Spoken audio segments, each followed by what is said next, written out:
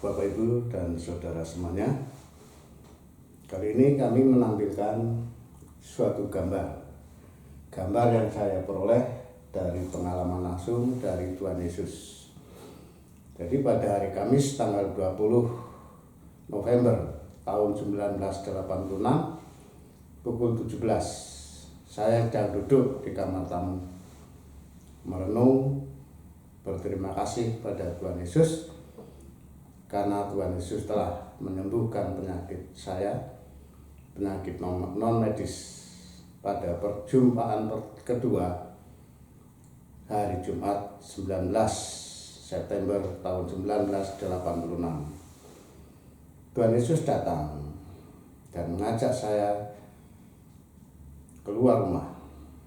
Saat itu pada sore hari pukul 17, saya keluar rumah mengikuti Tuhan Yesus, berjalan ke arah utara dari rumah kontrakan menuju Selokan Mataram. Terus berjalan ke utara terus, jalannya pelan, tapi jarak yang ditempuh sungguh cepat. Sampai di perbukitan sebelah timur Gunung Merapi. Setelah itu tiba-tiba saya di belakang Tuhan Yesus sampai di pintu gerbang Wirdos. Pintu gerbang Wirdos sampai di sini. Nah, waktu sampai di sini Tuhan Yesus berhenti. Saya ada di belakangnya. Semua makhluk yang ada di Wirdos berpakaian putih bersih, hormat menyembah Tuhan Yesus. Yang semula makhluk-makhluk yang ada di Wirdos bersukaria memuji Tuhan. Setelah itu Tuhan Yesus berjalan 3-4 langkah. Saya ada di belakangnya dan saya menengok ke arah kanan. Ada bola api yang berwarna merah. Inilah dunia orang mati. Namun Yesus berkata, jangan ke situ. Lalu melanjutkan perjalanan sampailah ke pelataran Taman Eden yang dijaga oleh 3 malaikat bersayap dan 3 kuda putih. Tuhan Yesus berhenti di depan pintu gerbang. Nah, salah satu kuda putih ini menciumi saya, pipi saya. Setelah itu pintu gerbang terbuka secara otomatis. Tuhan Yesus berjalan dan berhenti di bawah pohon kehidupan. Dan saya mengikuti di belakangnya. Dari pohon kehidupan ini ke arah depan ada pola cahaya putih yang menyilaukan. Itulah surga. Saat itu Tuhan Yesus berkata, kamu pulang, lanjutkan pekerjaanmu. Lalu saya menjawab, bagaimana Tuhan saya bisa pulang? Tapi Tuhan Yesus berkata, pulanglah. Dan dia berjalan ke arah depan, ke arah surga, ke arah cahaya putih yang menyilaukan. Dan saya pulang, terasa berjalan di udara, di atas pepohonan, dan sampailah di halaman rumah kontrakan. Saya masuk rumah, duduk di kamar tamu kembali.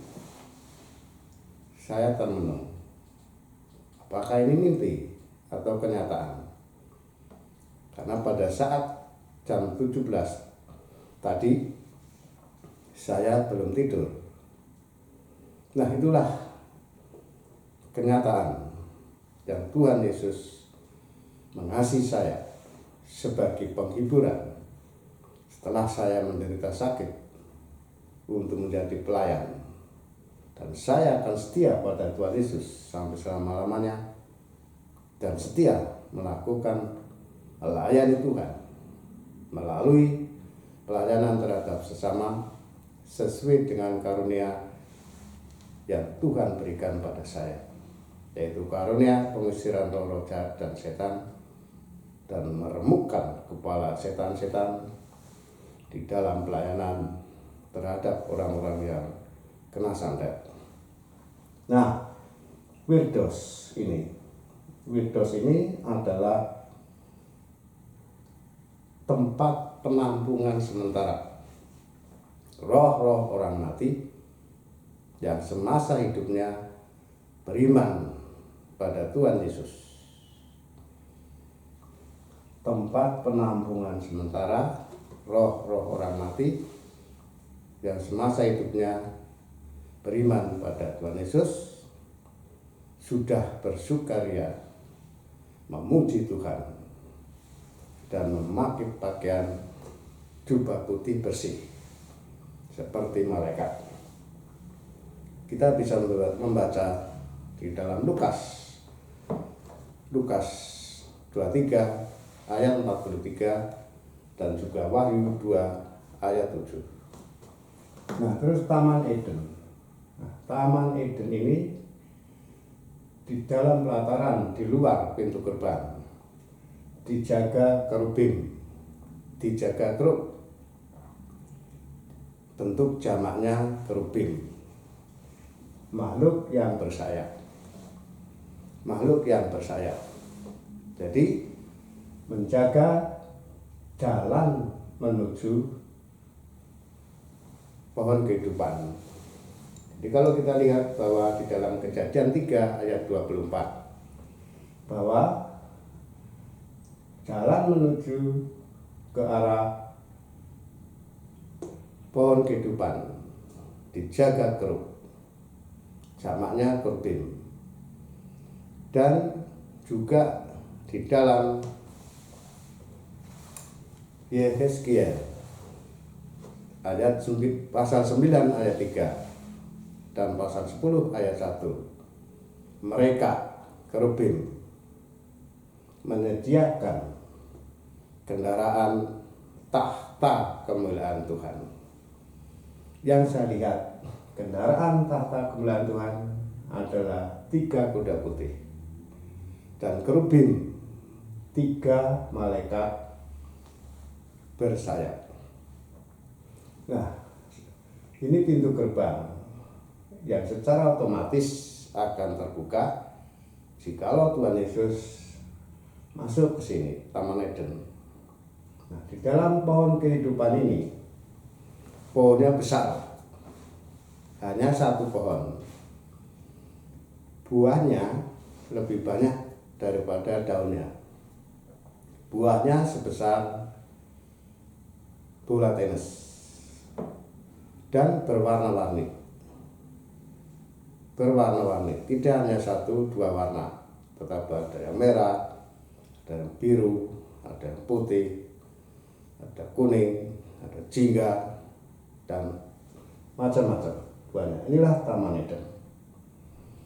Kemudian setelah Taman Eden adalah surga. Nah, surga ini ada di depan Taman Eden, berbentuk cahaya putih yang menyilaukan. Di dalam surga ini Yesus sebagai Raja, Tuhan Elohim, Adonai Elohim, yang Maha Kudus, yang Maha Mulia, dan 2/3 malaikat yang setia pada Tuhan Yesus, pada Tuhan Elohim. Demikian juga ada Henokh, Musa, Elia, dan para martir. Sehingga saya ulangi bahwa di dalam surga sekarang itu ada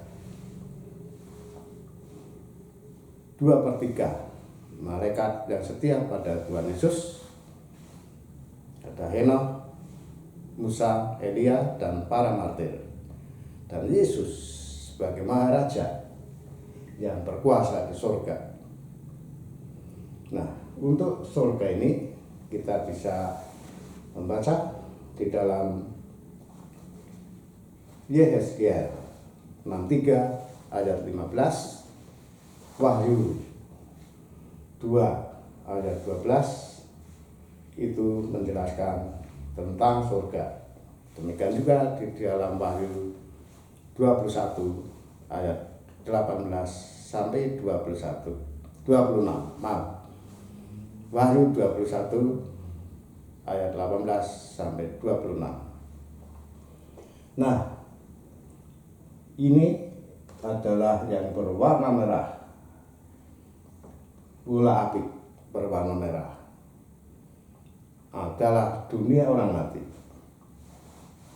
Dalam bahasa Yunaninya Hades, dan dalam bahasa Ibrani Sheol, adalah tempat penampungan sementara roh-roh orang mati yang semasa hidupnya jahat dan tidak beriman pada Tuhan Yesus. Penghuni dunia orang mati, penghuni Hades, sedang menanti kebangkitan dan penghakiman terakhir. Nah, di dalam pintu gerbang masuk ke Hades, ini ada pintu gerbang dan ini lorong pemisah atau jurang pemisah atau lorong pemisah. Pintu gerbangnya dijaga oleh Abaddon. Abaddon itu dalam bahasa Ibrani dan Apollyon dalam bahasa Yunani. Nah, Abaddon ini adalah anak buah iblis. Abaddon anak buah iblis, yaitu penghulu roh-roh jahat. Tugasnya menyiksa roh-roh orang mati yang ada di Hades, ada di dunia orang mati. Nah, untuk Abaddon ini, kalau kita baca di dalam Wahyu 9 ayat 11, bahwa menjelaskan tentang Abaddon atau Apollyon, malaikat yang tidak di surga, malaikat penjaga jurang maut, yaitu anak buahnya iblis. Nah, ini ada jurang pemisah atau lorong gelap yang memisahkan antara dunia orang mati dengan Wirdos. Penghuni Wirdos dan penghuni Hades dapat saling melihat, tetapi tidak bisa saling berkunjung. Dan jurang pemisah atau lorong gelap ini adalah jalan bagi roh-roh orang mati yang tidak beriman pada Tuhan Yesus dari bumi ke Hades. Itu sebenarnya jurang pemisah, makanya sangat dalam. Jurang pemisah sangat dalam, karena jurang pemisah ini dari Hades sampai ke bumi. Jadi roh-roh orang mati yang semasa hidupnya tidak beriman pada Tuhan Yesus, pada nafas terakhir rohnya kebingungan dan dia akan berjalan, dituntun oleh anak buahnya Abaddon masuk ke lorong gelap dan akhirnya diterima oleh Abaddon untuk dimasukkan ke dalam Hades. Sedangkan kalau roh-roh orang mati yang semasa hidupnya beriman pada Tuhan Yesus sebagai pengikut Yesus, saat nafas terakhir rohnya dijemput dua malaikat untuk dibawa ke Wirdos. Oleh karena itu Bapak Ibu yang saya kasih dalam Tuhan Yesus, kita tinggal milih pada saat nafas terakhir. Masih ada kesempatan untuk memilih dijemput dua malaikat utusan Tuhan untuk membawa rohnya bagi orang yang dipanggil Tuhan untuk dibawa ke Wirdaus, atau pada saat nafas terakhir rohnya tidak dijemput oleh dua malaikat, tetapi akan masuk ke dunia orang mati. Kita sebagai orang beriman pada Tuhan Yesus, dan kita tidak tahu kapan nafas terakhir tiba pada diri kita, karena kita sebagai manusia tidak diberi pilihan oleh Tuhan untuk memilih tahun, bulan, minggu, hari, jam, menit, detik kematian. Itu adalah hak Tuhan. Oleh karena itu, bersiap-siaplah dan berjaga-jagalah mulai saat ini, manakala kita masih di dalam hidup yang belum hidup kudus. Mulailah hidup kudus, sehingga jaminan pada nafas terakhir roh kita dijemput dua malaikat, dibawa ke Wirdaus. Terima kasih Bapak, Ibu, dan Saudara. Damai sejahtera dari Tuhan Yesus Kristus bagi kita semua, dan Roh Kudus menyertai kita dan memampukan kita untuk mulai hidup kudus. Terima kasih.